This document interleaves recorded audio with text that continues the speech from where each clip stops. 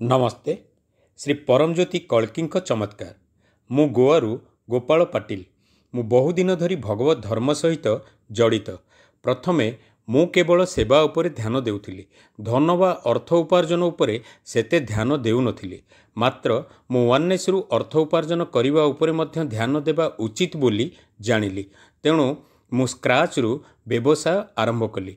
मात्र मोर bank balance record एवं CIBIL score एपरी थिला जहा पई मोते लोन मिलु नथिला। मु सेतेबेले सहस्रनाम यज्ञ रे भाग नेबा पई गली। कल्की आज्ञा समय मु मोर दीर्घमियादी लक्ष्य विषय वर्णना कली। मात्र मोते स्वल्पमियादी इच्छापूर्ति मागिबा पई कुहागला।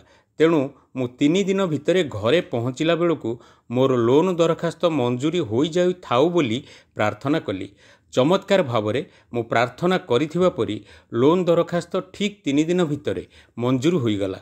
श्री परमज्योति अनुग्रहरु मु भ्रमण एवं यात्रा उद्योग रे एक व्यवसाय प्रतिष्ठा करि पारिली। जय बोलो ऐश्वर्य प्रदाता श्री परमज्योति की जय।